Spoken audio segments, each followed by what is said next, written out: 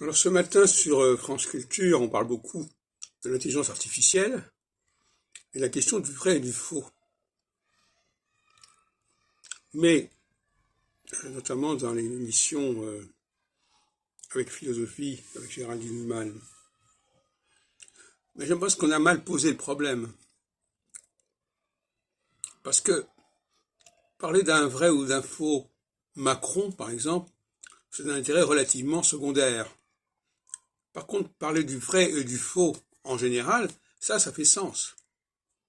Il faut dire la même chose.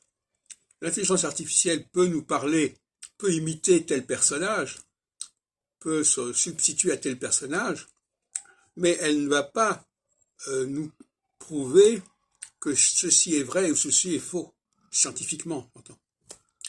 Et c'est ça qui est curieux, c'est qu'ils n'ont pas, alors que la philosophie, justement, elle a vocation à distinguer le vrai et le faux, et pas la question de savoir si monsieur Untel ou De Gaulle, par exemple, est-ce que c'est un vrai De Gaulle ou un faux De Gaulle. Et c'est intéressant, enfin, bon, je suis un peu misogyne, c'est intéressant de voir que ce débat a surtout lieu entre femmes et que pour les femmes, l'individualité est très importante. L'expression personnelle est très importante. Et donc la question du vrai et du faux est très importante. Mais pour le chercheur philosophe que je suis, c'est tout à fait secondaire. Ce qui m'intéresse, c'est le vrai et le faux, et pas est-ce qu'un tel est vrai ou est-ce qu'un tel est faux. Donc là, il y a un mauvais angle d'approche, mais qui, en fin de compte, effectivement, interpelle les femmes. Moi, j'avais créé il y a une vingtaine d'années la notion de Tselem. Le Tselem, ça veut dire à l'imitation d'eux.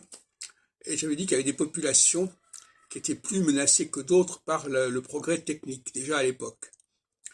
Et effectivement, il y a des populations qui sont menacées par le progrès technique.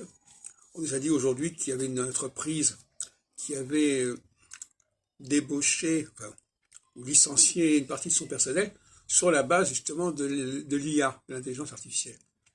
Et c'est vrai que ça pose un problème.